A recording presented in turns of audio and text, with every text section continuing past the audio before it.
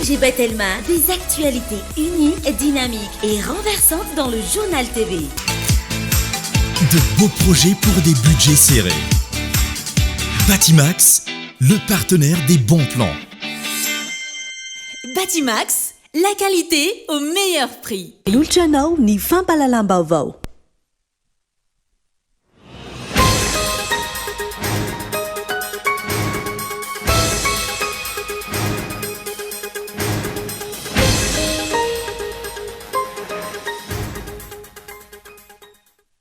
Protocole iray inenivony antenimieram-pirenena amin'izao fotoana no voatonona ho niray tsy kombakomba tamin'ny fanomanana ny antota taratasy na ahafahany Romy Andrianarso nivoaka ankalalana ny Madagasikara taorian'ny fanadihadiana nataony SCH Antananarivo niakatra teny anivony paka 17 hektara ny raharaha ka nahazo fahafana vonjy-maika ny tena ny andry ny fotoam-pizarana ny 10 septambra izao. Médecins après la mort. Izay no azo andikana ny tatitry ny fitsiriana ny rezistra ny mpifidy nataony OIF sy ireo voalaza ho manam-pahaizana malagasy ny kandida ho filoham-pirenena ajo Andriana Narvelo androany tany Toamasina. Efa nikatina tanteraka ny volana Jolay teo ny lisy-pividianana vao izao nivoaka izao hitatitra sy sosokevitra maro samihafa izay tsy ahafana manao inona intsony. Nahitana fitombona 540 hatramin'ny 20 isanjato ny vidiny katsaka iny anivon'ireo toeram-pivarotana izay nanaovana fanadihadiana mampitaraina ireo mpiompio fiakarana io no ity vokatra ity izay isany akora fototra fampiasa amin'ny sakafom-biby ahina hitotongana manoloana izany ny sehampiariana akomana todo lava sy ny akofaka nanao vokatra io fiakarana io. Efa niara-ny firehetana avokoa tamin'ity taona ity ny valan-javaboary any amin'ny tapany andrefan'ny Madagasikara niainga atao amin'ny faritra Boina Trantoliara raha nitatitry ny MNP na ny Madagascar National Park anton'izany fahamainan'ny alany amin'ireo faritra voalaza. Any ivelany vonina hiditra antsehatra manoloana ny korotana ao Niger efa fotoana naharitra izao ny CEDEAO na ny komite ekonomika ao amin'ny firenena afrikana tandrefana araka ny fanambarana nivoaka taorian'ny fikaonandohan'ireo mpitondra fanjakana ao amin'ireo mpikambana ny CEDEAO nandritra ny 2 andro tany Canada. Arahintsika vetrany any andindinin'izay.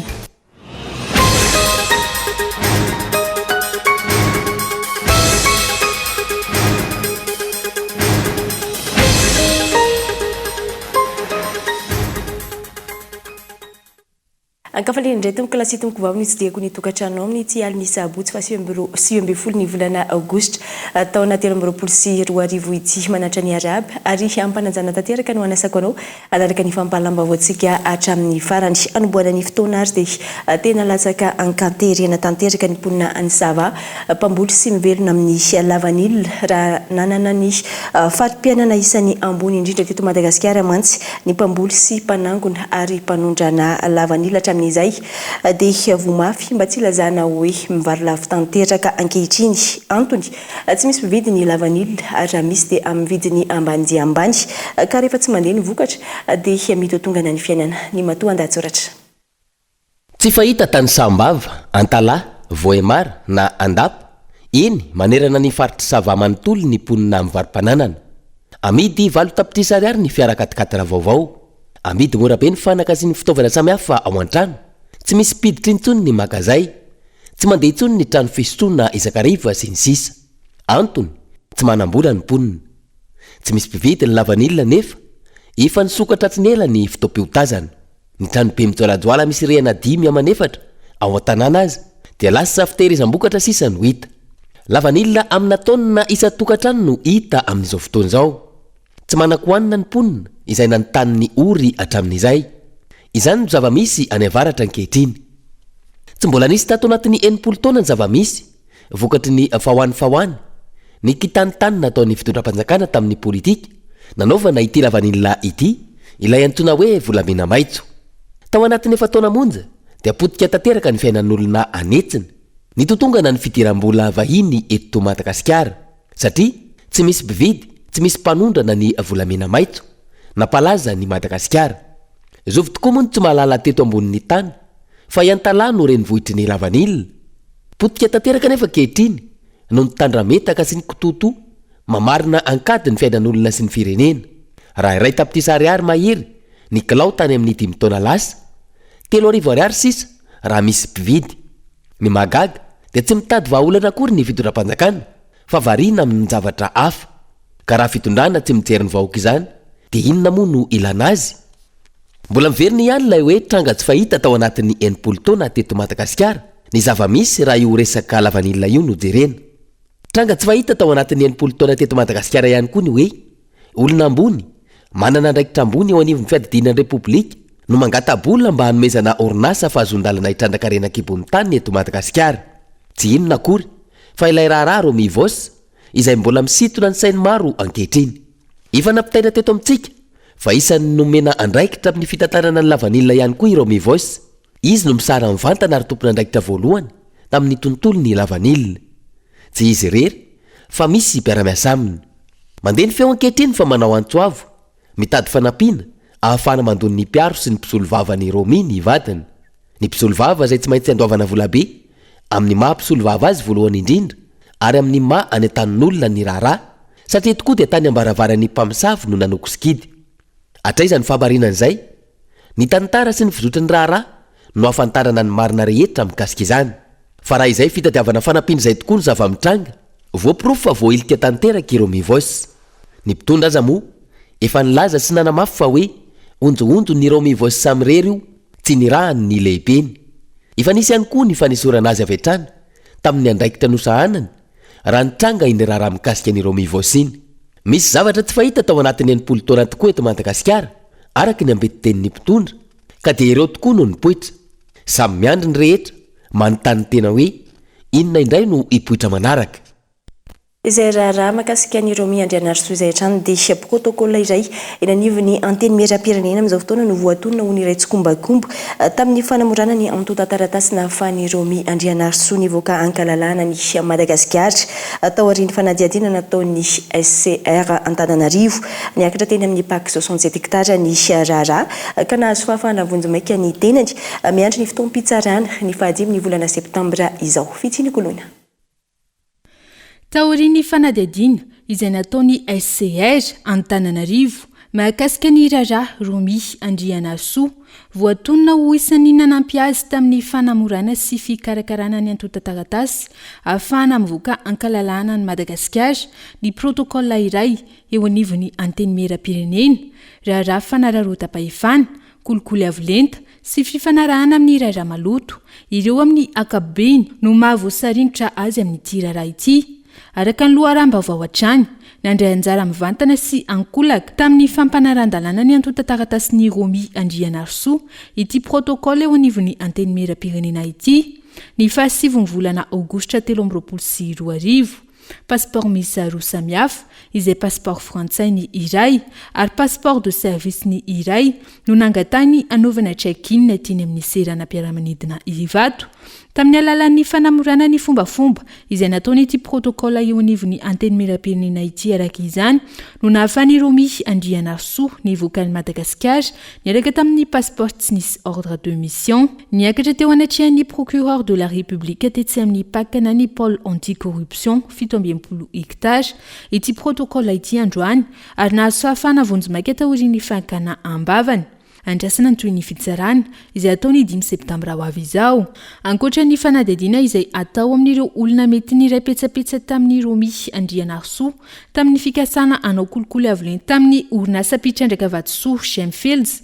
misy koa ve ny fanadihadiana misokatra ho an'ny Romy sy ireo mpiara-miasa amin'ny eny anivon'ny rafi-pitsarana isan-tokony toy ny PAC sy ny Bianco lafim-baovao hafa dia hivoaka amin'ny fomba ofisialy raha ampitso ny valim-panadinana baccalauréat ho any eto amin'ny faritany Antananarivo amin'ny taona 2024 ity hoy ny talemisanany fanadinam-panjakana androany miay ihany sy ny osoka manoloana ity valim-panadinana ity sy ny akamaroan'ireo mpitsara taratasy ny mpanadinana baccalauréat antony tonga ny akamaroan'ireo mpitsara tsy nanao ny délibération raha ny fanazavana no tontolo saina tsy mifanaraka amin'ny tokony ho izy ny fanaovana ny délibération ho an'ny famohana ny valim-panadinana baccalauréat 2024 ho an'ny faritany Antananarivo ny solotenan'ireo mpitsara taratasy-panadinana androany ny ampan'ireo mpitsara laza adina ihany no tonga nanao ny délibération teny amin'ny université an'Antananarivo androany no ny tsy fankasitrahany ireo mpitsara sasany fomba fiasan'ny tompony ndraiky mpanjakana voakatsika. Nisy olona tsy nanao délibération aloha tao be satria vitsy nanao efa hita hoe fa milahatra rehefa mandray vola fa io zany efa hoe io moa ny tolona nataon'ny mpampianatra zany tanareo ihany koa azamena toy zay mpampianatra aloha satria sady kely karama no mahafiasa ny fidiram-pianatra ny fahavaratra efa manantanina ny tsy fisondrotan'ny karama ny mpiasam-panjakana tam'ty zay nitarafiny amin'ny privé koa manery an'le mpampianatra amin'le hoe mandray an'le valikasasarany karaha manamaka le io sy nanao délibération aloha dia azamena anareo tsy satria ny asa mafy izy ny tsara n'iny kopy iny satria noho zava-misy ny ezahana zany mba hanana ny lanjany universel ilay baka zay nitsarana teo fa ny tsy ampy zany dia hoe tsy nisy délibération ny majorité. Tsy nahazo fampafantarana momba ny fanaovana délibération sy ny famohana ny tambi-karama ny ankamaroan'ireo mpitsara ny laza adina hatreto ankilany nilaza ny tompony andraikitra fa hivoaka ny vacation ho an'ny rehetra na ireo nanao délibération na tsy. Ao anatiny dia zay nanao correction dia misitraka tsy misy fanavahana zany na ny nanatrika na tsy nanatrika ny délibération dia hahazo ny valikasasarany satria ny tsara nireo kopy. Ny androany io hitatsika io zany androany io androany zao io amin'ny eniny io dia efa mizara n'ilay vacation ny mpampianatra. Afaka mahazo androany izy fa reo aloha ny tonga eo dia izay ny fandaminana dia izay tsy mahazo androany zany dia tsy maintsy latsinainy no mahazo indray. Na eo aza izany famohana ny valim-panadinana izany mbola maro ireo olana tsy voavany ministeran'ny fampianarana ambony sy ny fikarohana ara-tsiansy sy ireo tompona ndraiky mpanjakana isan-tokony ny tsy fahaiza mitantana sy mandrindra ny asa manodidina ny sehatra ny fampianarana izay nahazo tsikera maivaivay avy amin'ny mpisehatra tao anatin'ny efataona mahery ary nampametra-panontaniana azy ireo ny amin'ny hoe hopotehina ve ny sehatry ny fampianarana sy ny hoavin'ny zaza malagasy ary aiza ny fanomezana asina ireo mpampianatra anatin'izay. Fa hoisan'ireo kandida hirotsaka ho fidiana filoham-pirenena ihany koa Yannick Ratsiraka raha ny fanambarana nataony androany maloana ireo tsy fahatombanana maro amin'ny fanomanana ny fifidianana ny fandraisana anjara mavitriky ny olom-pirenena no takiana ahafahana miady amin'izay mety ho endrika alabato sy ny maro hafa hoy ny nambarany androany. Ny korosofahana ny firenena tao anatin'ny 20 taona hoy Yannick Ratsiraka androany ny amafy izany tao anatin'ny 5 taona farany raha ny fitarainan'ireo mponina tao anatin'ireo distrika 3 nanaovan'ny fitetezam-paritra. Antony nandraisan'ny fanapahan-kevitra ho isan'ireo kandida hifaninana anatin'ny azakazaka amin'ny fitantanana ny firenena ho an'ny 5 taona manaraka. Tao anatin'izay koa moa zany nisy ny nangataka, nisy ny angavo hoe mampisainao satria misy ny afatra sy ny teny izay nataon'ny président Ratsiraka sy ny solidalana izay efa napetrany tamin'ny fotoan'androny ka betsaka ny zavatra tokony averiny, betsaka ny tokony hareniny ary maro ihany koa ny zavatra izay vaovao izay tokony hoentiny tamin'ny fotoan'androny moa zany izy mandrapahafatiny moa zany izy tsy nitsahatra ny tady, tsy nitsahatra ny jery ny karoka hoe inona zavatra tokony anarenana zavatra izay tsy mety eto Madagasikara. Ankoatra ny fangatahan'ny mponina tamin'ireo toerana nanaovan'ny fitetezam-paritra ny tena no nangatahiny antoko arema hirotsaka-hovidina ny firotsahana izay namafisy ny fataratry ny tsy fitovian-kevitry ny fianakaviana Ratsiraka eo amin'ny tontolon'ny politika. Ny fianakaviana samby manana samby olon-dehibe ny ankamaroan'ny fianakaviana aloha dia tsy miray hina zay eo amina resaka ara-politika fa raha ohatra ka olona tokana no resahanao satria marina fa misy menadaza eo anatin'ny irotsaka hofidiana dia tsara ho ampatsiahivina fa samy manana ny antokony izy manana ny antokony za manana ny antoko ary za lehibe ny antoko nangavian'olona irotsaka hofidiana dia tsy afaka miaro anatin'izay. Ankoatra ny sehatry ny fambolena sy ny fiarovana ny tontolo iainana ifantoka betsaka amin'ny ady amin'ny kolokolo ny vinam-piarahamonina entiny anarenana Madagasikara. Eo ihany koa ny sehatry ny fanabeazana izay tsy nitsahatra ny totongana raha ny zava-misy ankehitriny. Betsaka ny lesoka zay tsy maintsy arenina fa nisy teny ray ihany ny aminosako an'izay rehetrarehetra zay ankoatra ny resaka fambolena moa zany a dia ny hoe nisy empereur sinoa manjakazaka maneran-tany dia mandeha izy zany miady amin'ny tany anankiray dia raisiny anazy le tany anankiray mandeha izy dia miady amin'ny tany rehetrarehetra dia noho ny teny le mpanolotsaina nyteny taminy hoe mpanjaka ianao izy tsy mila mandany vola, tsy mila mandany andro, tsy mila mamon'olona ozy izy maka firenena anankiray fa simbao izy izy ny fanabeazana dia ampidiro ao ny kolikoly a dia potika tanteraka io firenena io a dia ho alaina fotsiny ka zao latsaka katerena firenena dia tsy maintsy mirosako fidiana ny tenanay. Mahakasika ny tsy fahatomombanana amin'ny fanomahana ny fifidianana indrindra ny lisitry izay mahabe resaka ankehitriny. Ny fandraisana anjaran'ny olom-pirenena amin'ny fanefanany adidiny no takiana hoy Anikratsiraka androany. Ankilan'izay miantso ny feon'ny fieritreretan'ny filoha Andry Rajoelina ny tenany mahakasika ny fizakan'ny zom-pirenena frantsay. Article 42 misy ahoana ny tsy tokony ho raisina io, misy io lalàna io fa anjarany hoany ny tokony mba mieritreritra mijery an'ilay izy hoe miatra aminy ve io sa tsy miatra aminy sa hoe hovaina indray ny lalàna gasy fa ny frantsay zany tsy hovaina. Le tsy mampiatra anazy moa zany dia anjaran'ny zareo ao amin'ny fitsarana sy ny ao amin'ny fitsarana avo moa zany no mijery an'izay a fa tsy anjaran'ny tenako. Za tsy teny hoe tsy tokony manjoraka candidature izy ny tokony andeha anana heritreritra manao an'izay fa tsy anjarako miteny azy an'izay.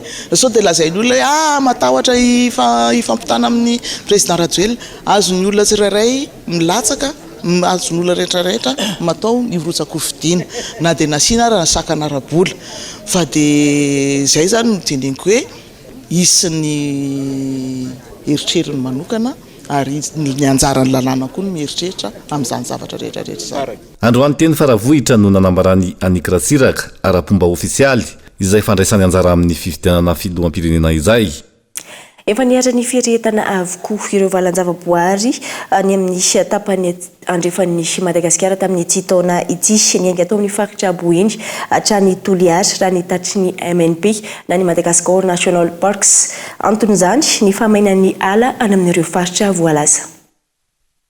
Sakaripaky ny ala avokoa ny ankamaroan'ireo valan-javaboary arovana eto amintsika ho ny tompona andraikitra eo anivon'ny MNP na Madagascar National Parks. Vokatr' izany velara-tany 7 tapitrisa hektara 6 no rakotra eto Madagasikara raha velara-tany mirefy 420 tapitrisa hektara izany tamin'ny 10 taona lasa. Tamin'ity taona ity faritra maro any amin'ny ilana andrefan'ny Madagasikara indray no nahitana izay firetana izay raha ny fanazavana. Raha ho an'ny faritra arovana tantanan'ny Madagascar National Parks efa nahitana afo tany Kirindimité any amin'ny faritry Menabe any zany araka ny tenin'iteo teo Bemara izay misy ny insécurité anisan'ny enjana indrindra raha ny faritra arovana tantanan'ny Madagascar National Parks. Ny Dongy du Sud fa nahitana trangana afo tany satria rehefa volana Jolay sy volana ohatra zao ny fanararotan'ny olona fanaovana ny letavy amin'ny faritra Antsinanana iny dia midongy tafiditra kely ao anatin'izay dia efa voalaza teo moa nanodidina nakarafantsika tao anatina karafantsika afo anankiray no niseho fa nanodidina nakarafantsika no petsaka nanodidina tiako tena tia avely amin'ny faritra rovana. Ankilany isan'ny olana tsy afahan'ny Madagascar National Parks misana ny famonoana afo any amin'ireo valan-javaboary arovany tsy fampiany ny tompona andraikitra isana ny famonoana afo. Ny tompona andraikitra iray eo anivon'ny MNP izay misana velara-tany mirefy 3,000 hektara raha ny fanazavana. Tsy aivina nanolotra vola mitetina 20 tapitrisa ariary ho an'ny Madagascar National Parks omaly ny mpiara-miombina tokaminy ahafahana miady amin'ny famonoana afo any amin'ireo valan-javaboary arovany. Isan'ny sakana tsy ahafahan'ireo tanora mandrara amin'ny sehatry ny Arianakibon'Tany ny fahalafosan'ny fitaovana entina manao fikarohana amin'izany. Manan-Arianakibon'Tany Arianakibon'Tany Madagasikara saingy mbola mijanona ho fitrandrahana artisanal izany sehatra izany hatreto raha nambarany mpampianatra manam-pahaizana manokana momba izany fitinikolonana mitatry ny antsipiriny izay. sehatra afaka miantoka ny firoborobon'ny toekarena ny fitrandrana arenakibony tany ho ny mpampianatra manam-pahaizana anatin'ity sehatra ity raha ny zava-misy nijanona eo amin'ny fitrandrana artizanaly ny eto amin'ny tsika tsy misy ny fikarohana sy fitrandrana matianina kokoa ka tsy misy akongoavana amin'ny toekarena ny sehatra atreto. Oui, misy impact le izy satria betsaka ohatra ny hoe mirapijery pitsidika fotsiny zao betsaka ny intéressé amin'le resaka vato hoe mahafinaritra le izy aile ty azo atao an'izao fa zay hoe tsy fahampian'ny fitaovana zay zany dia lasa somary miemitra satria vao atao zany ohatra hoe raha nangana laboratoire de lapidarerie zay zany ianao dia ohatrinina 4 million vao mety atsangana amin'izay dia zay le somary mampianatra moa presque afahana zany le izy matériel zay ilaina afahana zany betsaka misy any moa zany le hoe manao mampiasa fitaovana tsotsotra natao hoe namboarina tany zany confectionnena fa la plupart matériel zany dia mila afahany zay dia zay anisany obstacle zay dia bien sûr tsy maintsy misy impact zay any amin'le produit fini zany. Maro ireo tanora liana amin'ity sehatra ity ankehitriny noho izany ahafahana manao asa tena tsy ampy ankilany ny fitaovana ahafahana mivelatra. Amin'ny ankapobeny aloha zany le matière première zany aloha le vato ananatsika betsaka le izy eo amin'ny vola entina miasa sy ny matériel aloha zany mbola somary volana kely zany amin'izay sehatra vato zay zany satria somary raha resakitsika ohatra hoe matériel d'identification fotsiny raha nombotsika ohatra hoe resaka loko fotsiny ohatra zany zao dia io tsy hoe zay loko rehetrarehetra hitanao eny indrehetra eny dia azo ampiasaina daholo fa mila tena hoe spécial kely zany le izy dia ohatran'izay koa ny matériel de lapidarerie zany hoe ohatra ny mila manangana laboratoire kely mihitsy zany ianao bien équipé dia zay vao tena afaka mitavaille an'izay dia zay ara matériel zay zany tsy ampy ho an'ny mpianatra aloha zany. Ankoatra ny volamena anana Madagasikara ireo karazana vato sarobidy toy ny safira, rubis sy ireo pierre industriel samihafa izay azo ampiasaina amin'ny sehatra samaro mampanahy ankilany ny hoavin'ny sehatry ny arenakibony tany noho ny kolokolo amin'ny endriny maro. Isan'ny vetivety ao anatin'ny dokam-barotra fohy isika dia miverina eto aorian'izay ao anatin'ny tapany faharoa ny fampahalalam-baovao.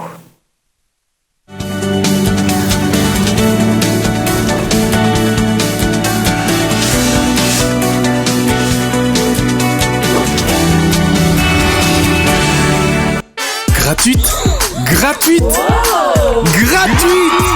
Mais qu'est-ce qui est gratuit? L'installation de la fibre est gratuite jusqu'au 31 octobre. Et maintenant, abonnez-vous vite à la fibre Family ou à la fibre Home ou à la fibre Home Plus. Mira DC Collecte Telma vous feront plaisir à installer gratuitement votre fibre. Abonnement à partir de 149 000 TTC par mois. Telma, sa fibre numéro 1 malagasy. Tena mbola hafa ihany ny fiara vita loko tsara miverina ny hatsarany ary vao maika mipika ery Elmondes kalitao égyptienne manaraka ny fenitra iraisam-pirenena loko mangirana sady mateza mahazaka ny fiovan'ny toetrandro Elmondes mety ho an'ny karazana fiara rehetra ary miantoka ny hatsarany Elmondes hitanao eny mpivarotra rehetra mahazatra anao.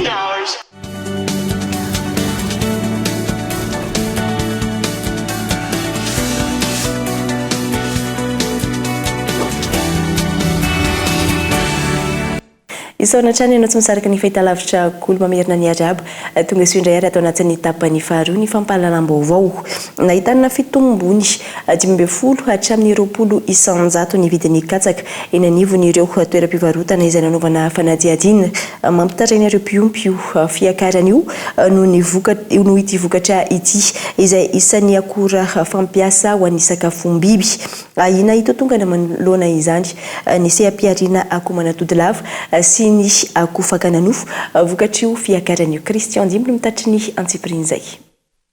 misedra fahasahiranana goavana ankehitriny ny sehampiarina akoho manatody lava sy ny akoho fakananofo vokatry ny fiakarany vidin'ny sakafom-biby isan'izany ny vokatra katsaka izay akora fototra ilaina amin'ny fampivelomana ny fikopina akoho nahitana fiakarana 50 hatry amin'ny 20 isanjato.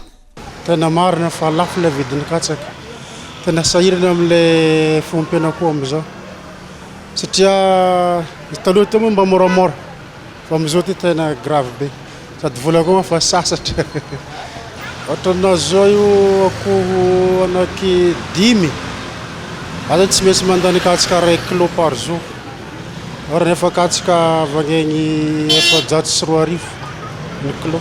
Rehefa hoe ndraikindraiky le arakaraka vola zany misy mividy 2 kapoaka satria tsy tratra zany le vidin'izy be dia be dia atao 2 kapoaka foana ndraindray. Tena mafy misedra olana mihitsy amin'izao resaka fiompina. Sehatra samara araka izany no ahina ho potika manoloana izay fiakaram-bidin'ny vokatra ilaina amin'ny fiompina isan'izany ny sehampiarina akoho manatody lava sy ny akoho fakananofo. Nisy fiakarana mihitsy zao ny katsaka teo aloha izy mbola moramora fa zao izy lasa niakatra be mihitsy. Tsy haiko aloha fa tsy dia arako loatra ilay izy fa miakatra fotsiny eny dia arakarak'izay koa ny varotanay zany. Rehefa mitombo vidiny eny dia miakatra koa ny eny ty. Taloha tamin'ny katsaka 50 sy 700 dia zao lasa 2,000. Ny izy miasa amin'ny fiainan'ny olona zany dia ilay foana ilay izy nalafo azy. Mitaraina daholo ny olona ny katsaka any eo alepiompy sy eo alepiompy ny tena mividy azy. Ien katsaka niakatra kely aloha. Taloha zao nivarotanay 2,000 ny kilo. Dia zao lasa 700 sy 4. Vao 2 volana angamba zay. Nateo aza ny fankatoavany fanjakana ny fanafahana katsaka milanja 5,000 sy 4 taona izay ataon'ny IPA na ny Interprofession Aviaire de Madagascar anaovana provanty anampiana ireo mpiompy. Fotoana izao tokony anamafisana ny politikan'ny famokarana eto an-toerana hoy ireo mpisehatra. Raha ny katsaka manokana ny totongana ny famokarana tao anatin'ny fotoana farany niainga tany amin'ny 7,407 taona ny taona 12 sy 2000 nankany amin'ny 9,907 taona ny taondasa. Fa efa vonina ny mpilalao malagasy anatin'ny federasionan'ny atletisme amin'ny lalaon'ny nosy mitoy ny fanazaranteny ary atokisana ny androana medaly volamena ho ireo atleta androany ho fanohanana azy ireo nisy ny fanampiana mialoha sy mandritry ny lalaon'ny nosy omeny postra malagasy ho an'ireo atleta hiaro ny vonina ipirenena. Fitsiny kolona. Eninandro mialohan'ny lalaon'ny nosy izay atao eto Madagasikara efa vona ireo mpilalao ny amin'ny taranja atletisme ambony ihany koa ny erjika ho izy ireo androbahana ny medaly volamena. Ho an'ny fiatrehana azy desil efa tena vonona aloha zany hatreto satria 5 jours 6 jours zany sisa ny fotoana dia ho avy le tena izy dia efa vonona tsara. Telo zany ny taranjany resako anjara teto fa hatreto fa ny 3000 mètres type zany mbola tsy fantatra hoe iisy sa tsy isy. Efa ao tsara fa miandry ny compétition sisa. Manano sarotra aloha mbola tsy efa tsy dia misy firy intsony manano sarotra fa manatanteraka ny compétition sa sisa no anjarako dia manatena mbola ao satria efa tamin'ny 2015 zany nanao Jeux des îles farany dia nanao trail ako dia tafiditra 3 premier dia saky verina zany ny formako dia anohy an'ilay izy amin'izay indray zany dia efa ao tsara ilay formako. Anohana ireo atleta malagasy rano fisotro sy karazan-tsakafo fampidinaina no natolotry ny postra malagasy anatin'ny ministera piain'ny federasiona ny taranja atletisme amin'ny lalaon'ny nosy ity. Araka ny fantatsika moa zany dia ny ministeran'ny postra no ministre ny postra no ministre coach ny taranja atletisme amin'ity Jeux des îles ity. Ny postra malagasy rantsamangaiky ao anatin'ny ministera ny fanovoana sy ny fampiroboroborana ny atao arakaty-mirindra ny postra aran'ny fatrainan-davitra dia izay no anisany mahatonga ny postra malagasy tonga ty alarobia androany hitondra goûter raha izay ilazantsika azy hitondra goûter ho famporisihana ny atletatsika amin'izao fiomanany zareo amin'ity jeu des îles zay ho ataontsika eto Madagasikara eto ity. Ny athlète malagasy anisan'ny andray anjara mavitsika foana tamin'ny jeu des îles hatramin'izay tsy ny jeu des îles rery fa na ny taty Afrika na ny eran-tany hitantsika manaraka ny eto Clarisse zay fantatry Madagasikara, fantatry malagasy rehetra. Zany Clarisse zany anisan'ny andrarezin'ny athlétisme eto Madagasikara eto, mpiasan'ny postre malagasy io ary mbola mandray anjara amin'ny jeu des îles amin'ity taona ity. Hitondra ny reharehan'ny Madagasikara ary hitondra ny reharehanay postre malagasy ihany koa. Mpiasan'ny postre malagasy misy telo no andray anjara amin'ity lalaon'ny nosy 2024 ity raha ny fanazavany. Itohatra ny fanampiana ireo mpilalao mandritra ny lalaon'ny nosy ary azo fankasitrahana manokana avy amin'ny postre malagasy ireo atleta malagasy izay tafiakatra podium. Igadonao Thomasina indray ny sambony ONG humanitaire international Merci Chips ijanona roa taona ao an-toerana izany ka afaka isitraka ireo tolotra ara-pahasalamana entiny ireo mponina manerana ny nosy fa indrindra ny ao Toamasina ny volana febroary 2024 no atomboka ny fandidiana ka vinavinaina hatramin'ny 900 ireo olona isitraka izany mandritra ny herintaona voalohany. Maimampony ireo tolotra mandritra izay ka antony anentana ny komina Toamasina ny rehetra isoratra anarana fanampanazavana.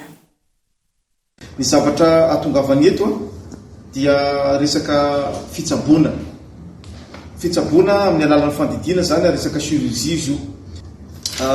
Misy ny mazava ho azy ny chirurgie générale, misy ny resaka ORL, chirurgie spécialisée en pédiatrie, chirurgie plastique reconstructive, chirurgie orthopédique pédiatrique, dia misy koa ny chirurgie ophtalmique.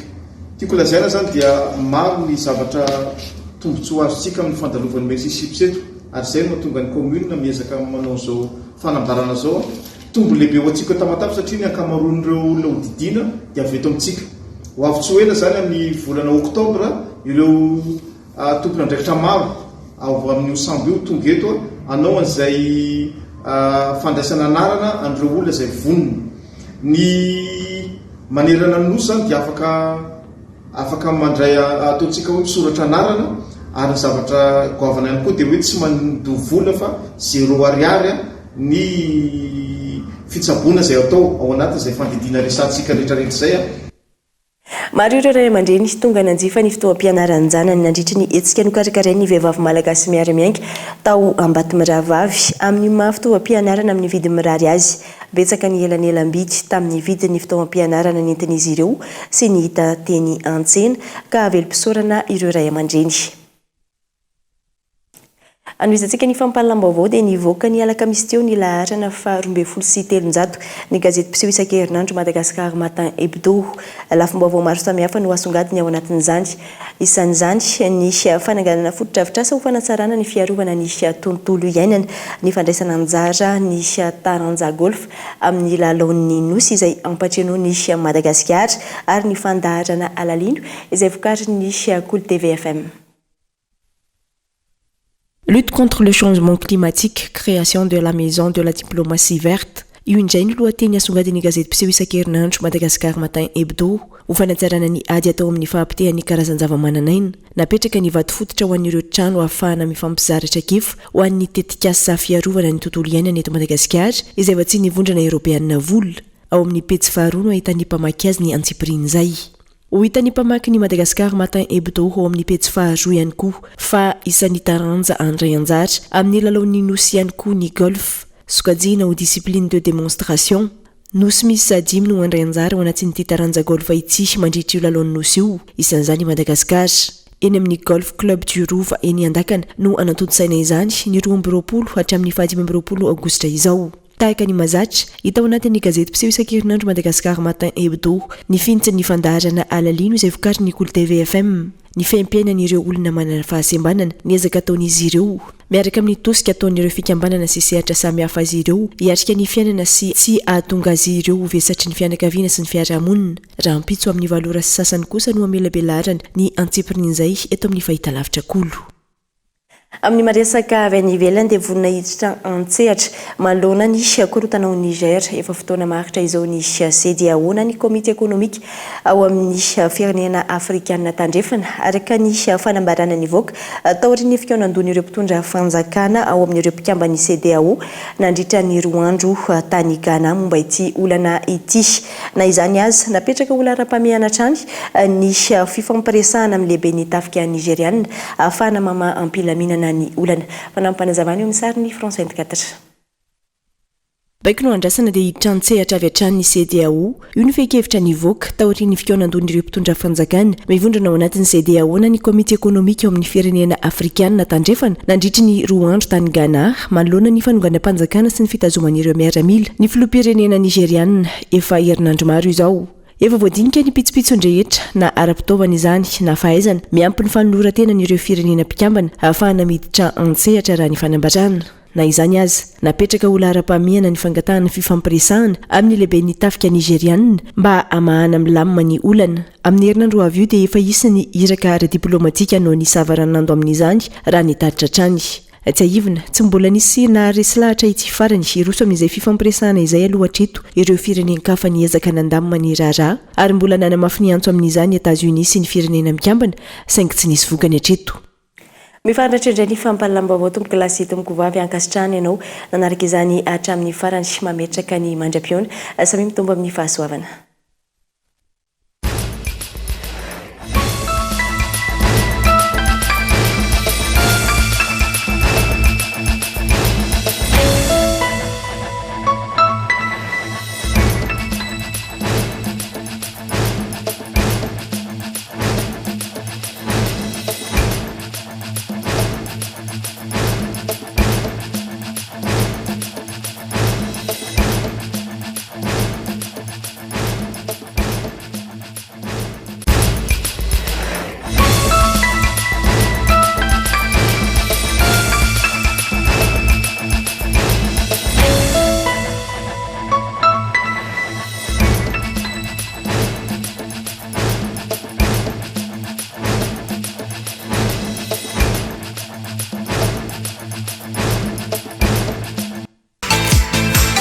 De beaux projets pour des budgets serrés.